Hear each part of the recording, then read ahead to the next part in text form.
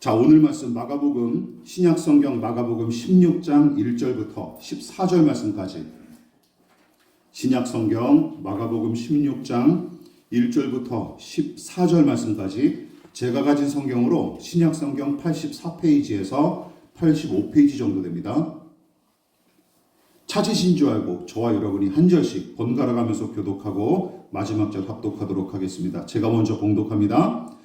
안식일이 지남에 막달라 마리아와 야고보의 어머니 마리아와 또 살로메가 가서 예수께 바르기 위하여 향품을 사다 두었다가 안식 후 첫날 매우 일찍이 해 돋을 때 그 무덤으로 가며 서로 말하되 누가 우리를 위하여 무덤문에서 돌을 굴려 주리오 하더니 눈을 들어 본즉 벌써 돌이 굴러져 있는데 그 돌이 심히 크더라. 무덤에 들어가서 흰 옷을 입은 한 청년이 우편에 앉은 것을 보고 놀라매 청년이 이르되 놀라지 말라. 너희가 십자가에 못 박히신 나사렛 예수를 찾는구나. 그가 살아나셨고 여기 계시지 아니하니라. 오라 그를 두었던 곳이니라. 가서 그의 제자들과 베드로에게 이르기를 예수께서 너희보다 먼저 갈릴리로 가시나니 전에 너희에게 말씀하신 대로 너희가 거기서 배우리라 하라 하는지라. 여자들이 몹시 놀라 떨며 나와 무덤에서 도망하고 무서워하여 아무에게 아무 말도 하지 못하더라. 예수께서 안식 후 첫날 이른 아침에 살아나신 후에 전에 7 귀신을 쫓아내어 주신 막달라 마리아에게 먼저 보이시니 마리아가 가서 예수와 함께하던 사람들이 슬퍼하며 울고 있는 중에 이 일을 알리며 그들은 예수께서 살아나셨다는 것과 마리아에게 보이셨다는 것을 듣고도 믿지 아니하니라. 그 후에 그들 중 2 사람이 걸어서 시골로 갈 때 예수께서 다른 모양으로 그들에게 나타나시니 2 사람이 가서 남은 제자들에게 알리었으되 역시 믿지 아니하니라. 다 같이 그 후에 11 제자가 음식 먹을 때에 예수께서 그들에게 나타나사 그들의 믿음 없는 것과 마음이 완악한 것을 꾸짖으시니 이는 자기가 살아나는 것을 본 자들의 말을 믿지 아니함일러라. 아멘. 예, 말씀의 제목을 같이 한번 읽어보시겠습니다. 자, 시작. 예수께서 그들에게 나타나사. 예수께서 그들에게 나타나사라는 제목으로 부활절의 말씀, 은혜 함께 나누도록 하겠습니다. 영국의 여류 작가인 제인 오스틴이라고 하는 사람이 쓴 소설 오만과 편견을 들어보신 적이 있습니까? 저는 영화를 한번 본 적이 있습니다. 영화도 여러 가지 버전이 많이 있지만 그중에 최근이라 봤자 한 몇 년 됐을 거예요. 그 영화를 봤었는데 재미있습니다. 한번 시간 나시면 한번 보시기 바랍니다. 그 내용은 요약하면 다음과 같습니다. 엘리자베스라는 아가씨와 귀족 청년 다하시라고 하는 2 사람의 이야기인데 어느 날 다하시는 일체의 신분 질서를 무시하고 엘리자베스에게 청혼하지만 정작 엘리자베스는 다하시가 오만하다는 편견이 있었기 때문에 그의 청혼을 거절을 하죠. 그러나 다하시가 엘리자베스의 자매들인 리디아와 제인의 결혼을 돕는 과정에서 그녀의 편견이 해소가 되고 마침내 다하시와 혼인하게 된다는 이야기입니다. 다하시가 오만하리라는 편견을 엘리자베스 스스로 깨뜨렸기 때문에 가능한 일이었죠. 그래서 작가는 이렇게 이 소설의 요지는 이것입니다. 편견은 내가 다른 사람을 사랑하지 못하게 하고 오만은 다른 사람이 나를 사랑하지 못하게 한다 하는 교훈을 2 연인의 이야기를 통해 풀어낸 소설인 것입니다. 자, 이렇듯 선입견이나 편견이 얼마나 사실을 왜곡하고 관계를 망가뜨리는지 모릅니다. 저와 여러분들도 소설이 거창하게 이렇게 표현하긴 했지만 우리도 종종 그런 일을 자주 겪죠. 신앙도 마찬가지입니다. 저 스스로 성경을 읽고 생각하는 수고를 외면한 채 다른 사람의 설교와 묵상을 듣는 데서 만족하고 그 사람들의 말이 죄다 옳겠거니 하고 생각을 해버리죠. 그러나 이런 수동적인 신앙은 성경의 인물과 사건에 대한 편견과 선입관을 쉽게 부추기기 때문에 위험합니다. 그래서 내 스스로 확인해 보는 일이 필요한 거예요. 본문의 부활 기록이 대표적인 사례죠. 즉 예수의 부활이 유대 사회에 큰 이슈를 몰고 온 사건이었던 거로 착각하는 신자들이 많은데 그야말로 심각한 오해이자 편견이 아닐 수가 없습니다. 사복음서에 나타난 부활 기록을 보면 다시 사신 주님은 제자들과 소수의 믿는 자들 사이에서 부활의 영광과 능력을 나타내셨고 게다가 대부분은 예수님과 제자들이 밀고 당기는 시시콜콜한 이야기가 사복음서의 전부예요. 그러니까 예수의 부활과 승천의 사건이 믿는 자들 앞에서나 영광스럽고 위대하게 나타났을 뿐이지 당시의 유대인들을 비롯한 세상 사람들은 무슨 일이 일어났는지 알지도 못했습니다. 그게 사실이에요. 게다가 유대교 장로들은 부활을 증명하는 빈 무덤의 증거를 감추기 위해 돈을 써서 가짜 뉴스를 조작하기도 했죠. 마태복음 28장입니다. 같이 읽어볼까요? 시작. 그들이 장로들과 함께 모여 의논하고 군인들에게 돈을 많이 주며 이르되 너희는 말하기를 그의 제자들이 밤에 와서 우리가 잘 때에 그를 도둑질하여 갔다 하라. 만일 이 말이 총독에게 들리면 우리가 권하여 너희로 근심하지 않게 하리라 하니 군인들이 돈을 받고 가르친 대로 하였으니 이 말이 오늘날까지 유대인 가운데 두루 퍼지니라. 요즘 말로 부활의 사실을 왜곡하기 위해 유언비어 가짜 뉴스를 퍼뜨려 선동한 셈입니다. 그러므로 예수의 부활이 그리고 이 전략이 잘 들어먹혔어요. 잘 들어먹혔어요. 그 당시에도 말이죠. 그러므로 예수의 부활이 무슨 유대인과 유대 사회에 굉장한 파장을 불러일으켰을 뿐만 아니라 유대 지도자들과 백성 가운데서 부활의 영광을 찬란하게 나타낸 것처럼 여겼다면 여러분 오히려 성경을 꼼꼼히 읽지 않았다는 사실을 방증할 뻔이니 조심하시기 바랍니다. 이게 저의 억측이 아니에요. 물론 마태, 마가, 누가복음은 시신을 매장한 돌무덤이 비어있었던 사실은 물론이고 천사가 나타나서 예수께서 다시 살아나신 사실을 알린 이야기도 기록했으며 부활하신 주께서 여인들과 제자들을 만나는 감격스러운 장면을 역동적으로 서술한 것도 사실이지만 그 역시 제자들한테서만 나타나는 반응일 뿐입니다. 게다가 한술 더 떠서 요한복음은 우리가 살펴보지 않았던 요한복음은 부활 사건이 제자들에게 위로와 힘이 되지 못했을 뿐더러 오히려 그들의 자괴감을 증폭시켰으며 더 심각한 갈등과 혼란을 일으키는 그야말로 희한한 상황을 기록함으로써 성경의 독자들을 당혹하게 합니다. 이게 제자들의 첫 번째 반응이었어요. 당혹감.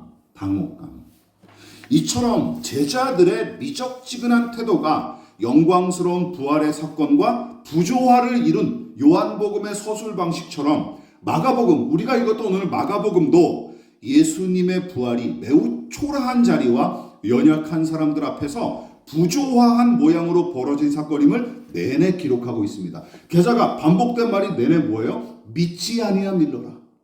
아니 이 사람들이 부활을 목격하고 그 소식을 들었는데도 믿지를 않아요. 도대체 믿지를 않아요. 제자들이. 이런 부정적인 내용으로 가득한 게 첫 부활의 기록입니다. 먼저 여러분 부활의 소식이 어디에 임했는지 살펴보십시오. 그 첫 장소가 어디입니까? 무덤 앞에서예요. 무덤 앞에서. 나라와 문화가 달라도 시신이나 무덤은 거리끼기 마련이고 그것은 유대인들도 예외가 아닙니다.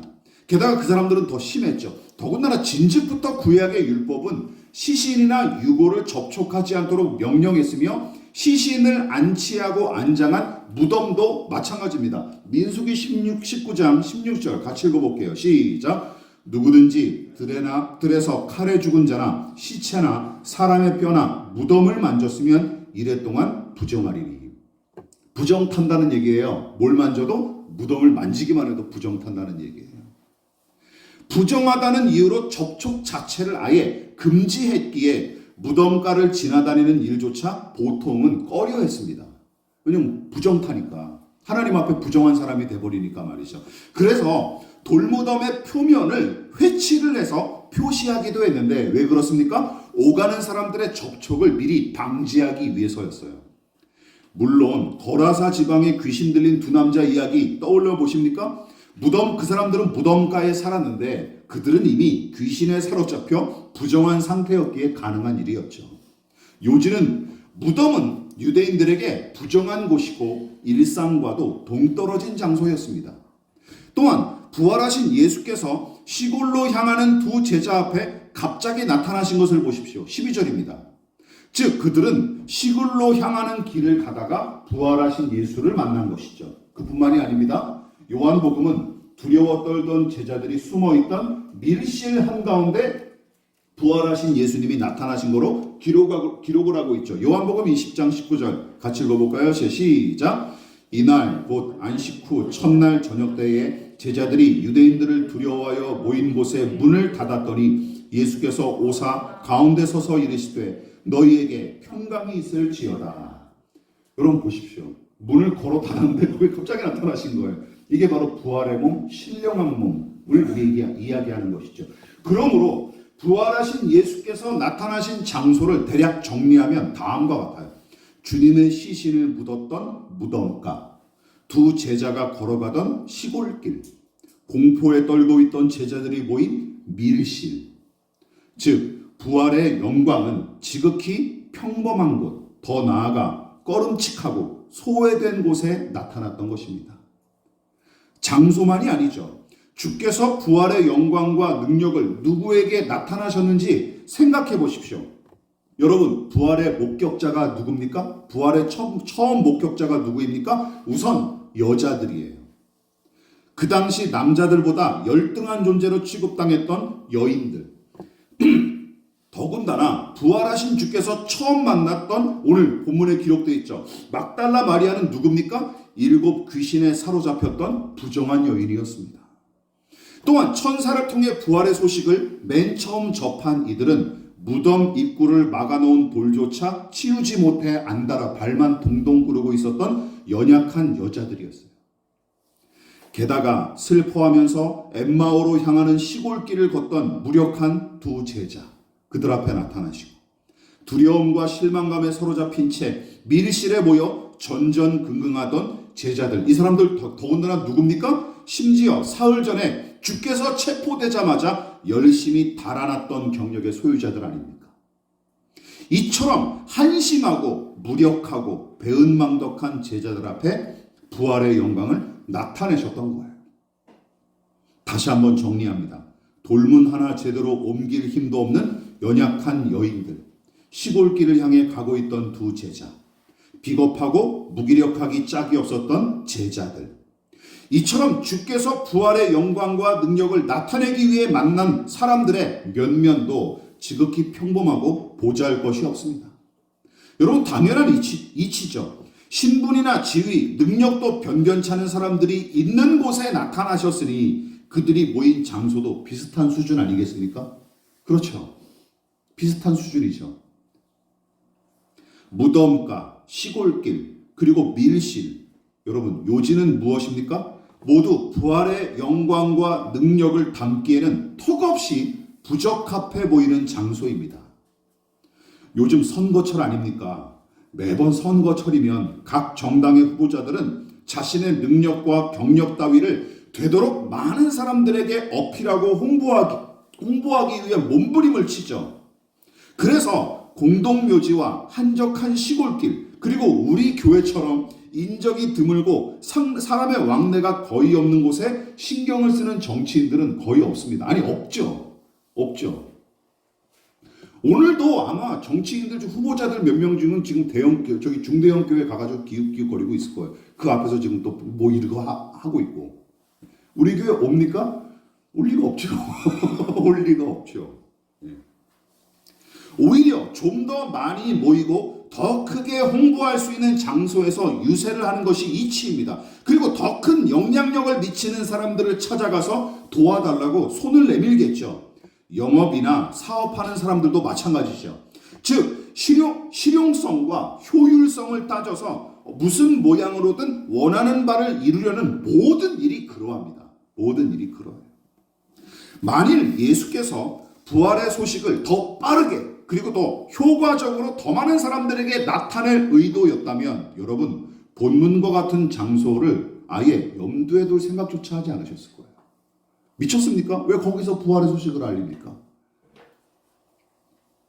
오히려 또 영양가 없는 여인들과 낙심에 빠져있는 제자들 따위는 찾아볼 생각조차 하지 않았을 테죠. 차라리 예루살렘 성전이나 헤롯의 왕궁에 부활의 영광을 나타내셨다면 빠른 시간 내에 더 큰 효력을 얻을 수 있었을 것입니다. 그렇죠. 당연하지 않습니까? 실용성과 효율성을 따졌다면 거기가 훨씬 낫죠. 아니, 아예 로마 황제 시저 앞에 부활의 영광과 능력을 나타내셨다면 부활의 주 앞에 황제와 로마 제국 전체가 무릎을 꿇지 않았겠습니까? 그렇죠. 그러나 부활의 영광이 나타난 장소와 그 영광을 직접 대면한 사람들은 지극히 소소하고 평범했을 뿐만 아니라 너무나도 부적합한 장소와 부적격한 사람들이 그 영광을 접했던 것입니다. 이게 부활 사건의 참 이게 역설이자 아이러니죠. 이걸 잘 묵상해 보십시오. 재미있는 사실은 부활의 사건이 일어난 모양새가 주께서 태어나신 첫 성탄의 모양새와 매우 흡사하다는 사실이죠. 누가복음 2장 4절로 10절 말씀 눈으로 보십시오. 제가 한번 읽어보겠습니다. 요셉도 다윗의 집 족속이므로 갈릴리 나사렛 동네에서 유대를 향하여 베들레헴이라는 다윗의 동네로 그 약혼한 마리아와 함께 호적하러 올라가니 마리아가 이미 잉태하였더라. 거기 있을 그때에 해산할 날이 차서 첫 아들을 낳아 강보에 싸서 구유에 누였으니 이는 여관에 있을 곳이 없음이로라. 그 지역의 목자들이 밤에 밖에서 자기 양떼를 지키더니 주의 사자가 곁에 서고 주의 영광이 그들을 두루 비춤에 크게 무서워하는지라. 이거는 같이 읽어볼게요. 천사가 이르되 시작. 천사가 이르되 무서워하지 말라. 보라 내가 온 백성에게 미칠 큰 기쁨의 좋은 소식을 너희에게 전하노라. 예수님의 탄생과 이 부활 사건이 동일한 모습으로 관통하는 것을 여러분 살펴보셔야 돼요. 하나님의 아들이 한 인간에 불과한 여자의 몸을 통해 연약한 아기의 모습으로 이 땅에 오십니다. 게다가 대대적인 환영 행사나 무슨 인파가 준비된 곳에서 태어나시기는커녕 누울 자리가 없어 짐승의 구유에서 나실 수밖에 없었어요. 또한 그 초라하고 지극히 평범한 곳까지 찾아와 예수님의 탄생을 경배하고 축하했던 사람들은 누구입니까? 가난한 목자들과 이방에서 별보고 찾아온 점성술사들 뿐이었습니다. 이방인들, 부정한 이방인들 말이죠. 그뿐만이 아닙니다. 초라하고 평범한 장소에서 태어나신 예수님은 기억하십시오. 예루살렘 외곽에 위치한 쓰레기 하치장이자 처형장으로 사용됐던 골고다 언덕에서 죽임당하셨으며 부활하여 나타나신 곳도 무덤가와 시골길과 밀실과 한적한 호숫가였습니다. 그러나 성경을 왜곡하고 오해해서 읽은 사람들과 말씀에 대해 무지한 종교인들이 만들어낸 편견을 아직도 깨트리지 않은 까닭에 많은 신자가 주의 임재와 영광을 무슨 크고 높고 강하고 화려하며 많은 것에 담아야 합당하다고 믿고 있죠. 이것이 우리가 직면한 가장 큰 비극 중에 하나입니다. 거대하고 화려한 성당이 중세시대에 우후죽순처럼 건축되어 역사적인 유물로 지금까지 남아있는 이유가 바로 거기에 있습니다. 여러분, 이게 좋은 게 아니에요. 하늘을 찌를 듯이 쌓아올린 첨탑, 화려한 스테인드 글라스와 정교한 장식으로 도배된 예배당 등등. 그래서 더 많은 물자와 노동력이 필요했던 교회는 그것을 충당하기 위해 면죄부, 면벌부를 사고 파는 짓을 저질렀던 것이고, 게다가 교회가 종교 권력이 정치 권력과 야합해서 백성을 착취하는 일에 앞장섰으며 수도원은 귀족들의 사치스러운 사교장으로 이용되었습니다. 경건하게 수도원 역할을 했던 것도 소수에 불과했어요. 또한 라틴어로 된 성경을 전혀 읽을 줄도 모르고 주기도문이 마태복음과 누가복음에 있다는 사실도 모르는 사제들이 버젓이 미사를 집전했던 시절이었습니다. 통계로 보니까 한 70-80%가 성경도 모르는 사제들이 예배를 인도했다고요. 말씀을 전하고. 기억해 보십시오. 그러나 그 기독교가, 중세 기독교가 국가와 민족을 지배하고 통제하던 그 시기를 기억하십시오. 세계사에서는 아이러니하게도 역사의 암흑기로 부릅니다. 이게 아이러니죠. 아이러니. 그런데도 아직도 한국 교회가 그런 걸 꿈꾸는 사람들이 많죠. 민족 복음화, 뭐 국가, 뭐 대통령을 무슨 기독교들 말도 안 되는 소리. 그래서 어떻게 하려고요? 어떻게 하려고요? 예. 교과서를 성경으로 하면 나라가 기독교가 될까요? 이런 이상한 생각들을 하고 있는 거예요. 중세시대 그랬다니까요.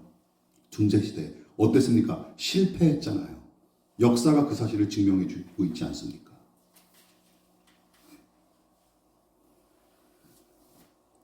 기억하십시오. 기독교가 국가와 민족을 다 통제하고 지배하던 그 시기가 역사의 암흑기였습니다.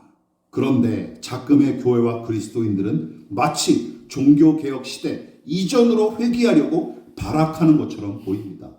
개신교가 중세시대 교회처럼 돼버린 게 어제 오늘의 일이 아니지 않습니까? 어제 오늘의 일이 아니지 않습니까? 담임 목사가 이제는 그때 중세시대 사제만큼의 권력을 가지고 있지 않습니까?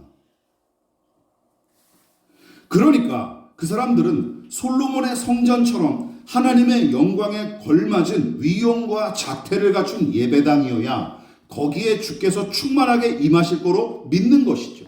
그게 그 사람들의 신학이고 신앙이에요. 즉 더 높은 자리에 올라 더 큰 성과를 이루고 더 많은 부를 축적하며 더 널리 이름을 알리면 더더욱 효과적으로 복음을 전파하고 하나님의 영광도 덩달아서 찬란하게 나타날 거로 믿는 것이죠. 그래서 작금의 기독교회가 불신자들의 방식과 다를 것이 하나도 없는 경영법과 처세술, 선동과 조작으로 유흥과 오락거리까지 끌어들여서 세상과 경쟁하기 일쑤였고 마침내 세상과 경쟁하여 이기는 것이 무슨 하나님의 영광과 승리일 거로 철석같이 믿어왔습니다.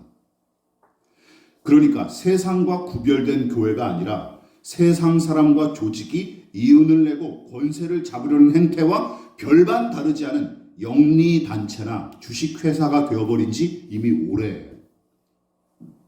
오히려 하나님을 아는 지식에서 자라나기 위해 진중하게 성경을 대하고 끈기 있게 기도하는 신앙을 우습게 여기는 일이 되어버렸죠. 여러분 목회자가 교단의 총회장이 되고 임원이 누가 되는지 아십니까? 경건한 목회자, 성경을 잘 이해하고 바르게 가르치고 그리고 매번 기도에 힘쓰면서 그리고 인격적으로 훌륭해서 교인들을 내 자식처럼 다루고 그런 사람들이 총회장이 되고 임원이 되는 줄 아십니까? 아니죠. 정치력이 좋은, 수완이 좋은 사람이 되는 거예요. 그게 오늘날 현실입니다. 우리 스스로 가난하고 약하며 낮은 자임을 인식하고 하나님과 사람들 앞에 겸손히 섬기는 신앙, 이게 오늘날 교회에서는 이상한 신앙이 되어버렸어요. 이상한 신앙. 그런 목회자들은 능력 없는 목회자들이 되어버렸어요. 그렇지 않습니까? 이상하게 바라보는 세태가 오늘 교회 안에 편만합니다. 여러분 기억하십시오. 예수님의 탄생과 십자가 죽음, 부활의 영광이 나타난 곳은 지극히 평범한 곳이었고 그 영광과 은혜를 누린 사람들도 오히려 가난하고 연약한 이들이었습니다.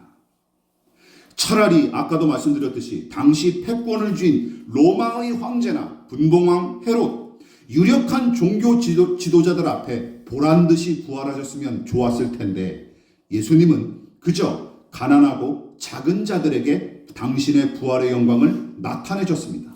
그리고 그런 사람들이 있는 소외되고 낮은 곳에 함께 하신 것이었죠.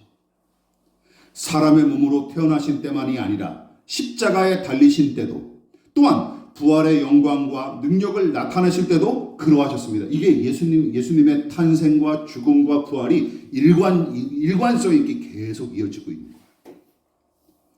가난하고 연약하며 낮은 곳, 그리고 그런 사람들에게 임하셨던 것입니다. 그리고 나타내 보이셨죠. 자, 그러면 여러분들에게 질문, 오늘날은 어떠할까요?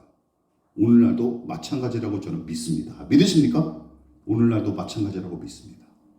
이 원리를 또한 잘 터득하고 신앙적으로 적용한 사람이 바로 사도 바울이죠. 바울이 어떤 고백을 했습니까? 고린도후서 11장 30절 시작. 내가 부득불 자랑할진대 나의 약한 것을 자랑하리라. 여러분, 자신의 가난함, 모자람, 부족함, 이런 약점을 자랑하는 사람이 어디 있습니까? 약점. 이건 미친 짓이죠.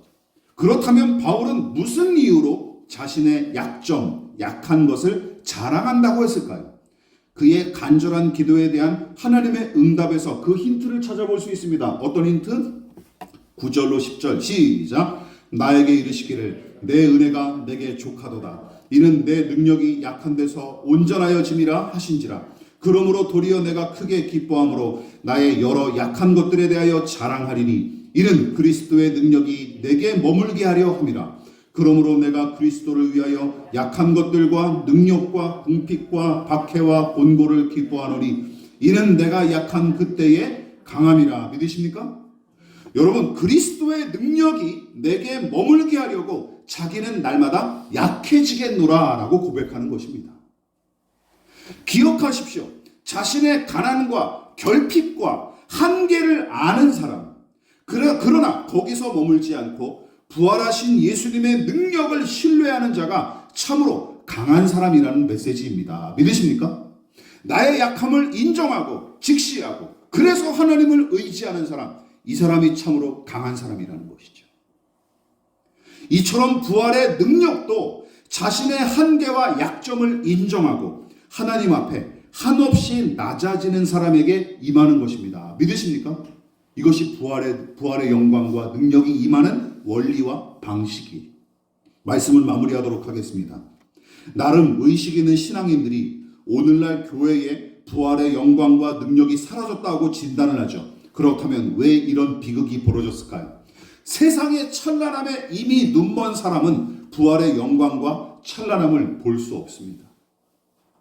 세상의 위로와 죄의 즐거움에 길들여진 사람은 하늘의 영광과 부활의 기쁨을 맛볼 수 없습니다. 당연하죠. 설사 예수와 신앙을 앞세운다 할지라도 그런 사람들한테서는 아무런 열매가 있을 수가 없습니다. 아직도 하나님께서 그런 사람들과 함께 하실 거로 믿으십니까? 또한 그런 사람들이 득실되는 겉만 번지르르한 교회에 부활하신 예수의 능력과 생명이 임할 거로 생각하십니까? 그런 착각은 얼른 버리십시오. 버리십시오. 오늘 설교를 마무리하면서 이렇게 정리하고 싶습니다. 같이 한번 읽어볼까요? 시작. 부활 생명의 영광과 능력은 의에 줄이고 목말라 가난하고 애통해하는 사람과 그들이 서 있는 그곳에 임한다. 하나님의 은혜와 마찬가지로 부활의 영광과 능력도 낮은 곳, 가난한 곳으로 흐른다. 자신의 약함을 알고 주 앞에 무릎 꿇는 자들을 통해 나타나는 것이 부활의 능력이다. 부활의 생명과 능력을 회복하자며 외치는 자들은 많건만 그 외침은 공허한 메아리나 선동적 구호에 불과할 뿐 정작 영적 회복과 갱신의 역사가 희박해진 까닭은 다른 것이 아닙니다. 우리의 교만과 탐욕 그리고 편견과 오만 때문이죠. 그것 때문에 부활의 영광이 교회의 영광과 아름다움이 사라져버린 것입니다. 낮고 가난하고 약해서 안 되는 게 아닙니다. 믿으십니까? 우리는 이거 바꿔야 돼요. 신앙인들은 이 사고방식을 바꿔야 돼요. 우리는 나는 가방끈이 짧아서, 나는 머리에 든 게 없어서, 나는 힘이 없어서, 나는 늙어서, 나는 가진 재물이 없어서 신앙하기가 힘들어. 이거는 기독교 신앙 안에서는 통용되는 게 아니에요. 믿으십니까? 더는 그런 얘기 하지 마십시오.